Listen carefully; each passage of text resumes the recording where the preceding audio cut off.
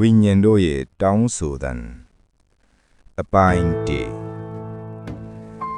လူသူကင်းဝဲပြီးငြိမ်သက်လွန်းတဲ့နယ်မြို့လေးတစ်မြို့ရဲ့ဇေဒီဟောင်ကြီးတဆူအနီးပေါ်မိုးချုပ်ခါစားမြူနှင်းတွေဝေနေတဲ့အချိန်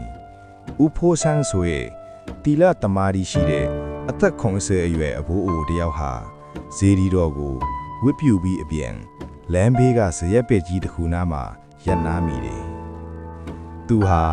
ပရိစိတ်ရင်စိတ်ကိုငြိမ်သက်အောင်ထားလေရှိသူပါ။ဒါပေမဲ့အဲ့ဒီညမှာတော့ဦးဖိုးဆန်းဟာထူးခြားတဲ့ခံစားချက်တစ်ခုကိုရလိုက်တယ်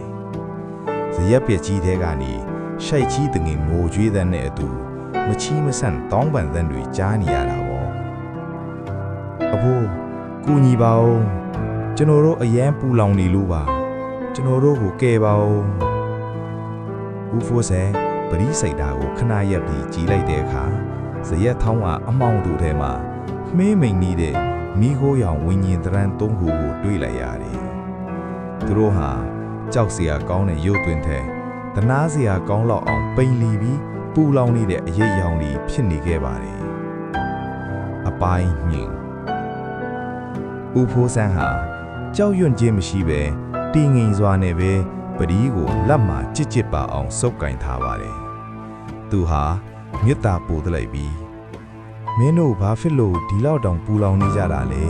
။ဘာလို့မကျွတ်မလွတ်နိုင်ပဲဒီနေရာမှာတက်နေကြတာလဲလို့အေးအေးဆေးဆေးမေးလိုက်တယ်။ဝိညာဉ်တွေကခေါင်းဆောင်လို့ထင်ရတဲ့ဝိညာဉ်တစ်ခုကတုံရီနေတဲ့အသံနဲ့ပြန်ဖြေပါတယ်။ကျွန်တော်တို့ကဒီရွာကလူချမ်းသာတွေချစ်ခဲ့ဘူးပါတယ်အခုအသက်ရှင်စဉ်တုန်းကဘာသာကြီးကိုအပေါ်ယံပဲလုတ်ခဲ့ကြတယ်တခြားသူတွေမြင်ဖို့တပဲအလူအတန်းတွေလုတ်ခဲ့ပြီးတကယ်တမ်းစိတ်ရင်းမှာတော့လောဘဒေါသတွေနဲ့ပြည့်နေခဲ့တယ်ပစ္စည်းဥစ္စာတွေကိုအယမ်းဆွဲလန်းခဲ့ပြီးကိုယ့်ထက်နှိမ်ပါတဲ့သူတွေကိုလည်းနှိမ်ချမိခဲ့ပါတယ်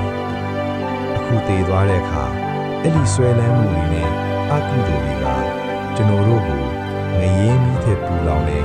လောင်တဆိုတဲ့အကျဉ်းတောင်ထဲမှာပိတ်လောင်ထားတဲ့အဖို့သူတို့ဟာ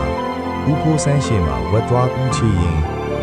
ကျွန်တော်တို့အတွက်အမျှဝေပေးမဲ့သူလည်းမရှိတော့ဘူးကြံရစ်တဲ့သားသမီးတွေကလည်းအမွေအတွက်လည်းရန်ဖြစ်နေကြပြီးကျွန်တော်တို့ကိုမေ့နေကြပြီအဖိုးကျွန်တော်တို့အတွက်ကုသိုလ်တစ်ခုခုလုပ်ပေးပါဦးလို့ငိုယိုတောင်းပန်ကြပါတယ်အလှူဒန်းဆိုတာလူမြင်ကောင်းဖို့မဟုတ်ပဲကိုယ်စိတ်ကိုတန်ဆင်မှုထိရပါမယ်။တင်တည်ဆုံးသွားတဲ့အခါတင်ပိုင်ဆိုင်တဲ့ရွှေငွေတွေကတင်နောက်ကိုမလိုက်ပါဘူး။တင်လုတ်ခဲ့တဲ့စေတနာနဲ့မေတ္တာကသာတင်ဝိညာဉ်ကိုအေးချမ်းစေမှာပါ။ဦးဖိုးဆန်းဟာတနာစရာကောင်းတဲ့ဝိညာဉ်တွေကိုကြည့်ပြီးတပ်ပြန်တစ်ချက်ကိုအသာအရာချလိုက်တယ်။မင်းတို့ရဲ့နောင်တကပဲမင်းတို့ကိုကဲတင်ပါလိမ့်မယ်လို့ပြောရင်းနဲ့နောက်တစ်ညမနက်မှာပဲသူစုဆောင်းထားတဲ့ငွေကြေးလေးတွေနဲ့ရွာဦးကျောင်းကဆရာတော်ထံမှာစိုးနယ်လူပွဲပစ္စည်းတွေကိုတွားရောက်လှူဒန်းခဲ့ပါတယ်။လှူဒန်းပြီးတဲ့အခါဦးဖိုးဆန်းဟာစိတ်ကိုတည်ငြိမ်အောင်ထားဒီရေဆက်ချအမျှဝေပေးပါတယ်။ငါပြုခဲ့သမျှကူးထိုးတွေကိုဒီဇရက်ဟောင်းမှာရှိတဲ့ဝိညာဉ်တွေအားလုံးရကြပါစေ။ဆွဲလန်းမှုတွေကိုလွတ်ချပြီးအေးချမ်းရာကိုသွားကြတော့ပါအဲ့ဒီညမှာပဲဦးဖိုးဆန်းဇေဒီတော်ကအပြန်ဇရက်နားရောက်တဲ့အခါမနေ့ညလိုပူးလောင်တဲ့အသံတွေမကြားတော့ပဲငြိမ်သက်အေးချမ်းနေတာကိုတွေ့လိုက်ရတယ်အဲ့ဒီအစားလေထဲမှာသင်းပြန်တဲ့ပန်းနှရံတစ်ခုနဲ့အတူတာရုတာရုတာရုဆိုတဲ့အေးချမ်းတဲ့အသံလေးတစ်ခုသာကြားလိုက်ရပါတယ်ဝိညာဉ်တွေဟာဆွဲလန်းမှုတွေကိုလွတ်ချနိုင်သွားပြီးဥဖိုးဆန်းလည်းမေတ္တာနဲ့ကုသိုလ်ကြောင့်ပူလောင်မှုကနေခင်းဝေးသွားကြပြီဆိုတာသူသိလိုက်တယ်ဝိညာဉ်တွေကျွတ်လွတ်သွားပြီးရက်အငဲငယ်အကြာမှာတော့ထူးဆန်းတဲ့ထီရတစ်ခုဖြစ်ပွားပါတယ်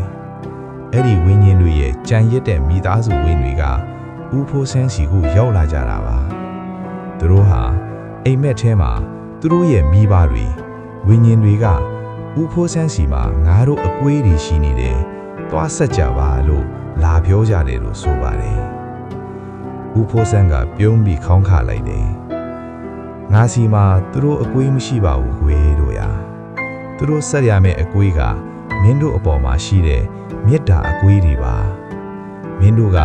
အမွေတွေအတွက်ပဲလူနေကြပြီးသူတို့အတွက်ကူးစိုးလုပ်ပေးဖို့မိနေကြတာကိုသူတို့ကသတိပေးချင်တာဖြစ်လိမ့်မယ်အဲ့ဒီတော့မှသားသမီးတွေကနောင်တရပြီးမျက်ရည်ကျကြပါတယ်သူတို့ဟာအချင်းချင်းရန်ဖြစ်နေတာတွေကိုရက်တန့်ပြီးမိဘတွေအတွက်ရည်စူပြီးရွာဦးเจ้าမှာတင်เจ้าကြီးတစ်ဆောင်ကိုစူပေါင်းလှူဒန်းဝေကြပါတယ်ဦးဖိုးဆန်းဟာထိုခြေတော်ကျော်ကြီးကိုကြည်ရင်ပရီးကိုအသာရစိတ်လိုက်ပါတယ်ဒေပြီးသားလူကရှင်နေတဲ့လူကိုပြင်ပေးထားတာပဲလို့သူတွေးလိုက်မိပါတယ်အမှန်တည်းကဝิญဉ်တွေရဲ့တောင်းဆိုသံဟာတကယ်တမ်းလူတွေရဲ့အတီးသားကိုနှိုးဆော်လိုက်တဲ့အတန်ပဲဖြစ်ပါတော့တယ်လူတယောက်တည်ဆုံးသွားတဲ့အခါသူတို့အတွက်အကောင်းဆုံးလက်ဆောင်ဟာငိုကြွေးခြင်းမဟုတ်ပါဘူးသူတို့အတွက်ရည်စူးပြီးပြုလုပ်ပေးတဲ့ကောင်းမှုကုသိုလ်သာဖြစ်ပါတယ်အချိန်မနှောင်းခင်မှာကိုယ့်ရဲ့မိဘဆရာသမားတွေကိုလှုပ်ကြွေးပြုစုပါသူတို့ကွယ်လွန်သွားရင်လည်းမမေ့မလျော့ကုသိုလ်ပေးဝေဖို့လည်းမမေ့ပါနဲ့နော်ဒီဇလန်းလေးကိုနားဆင်ပြီးဘဝအတွက်အတီးလေးတစ်ခုရရှိသွားရင်ပဲကျေနပ်ပြီးလို့နောက်နေ့မှာတခြားဇလန်းနဲ့ပြန်ဆောင်ကြတာဟုတ်ရှိ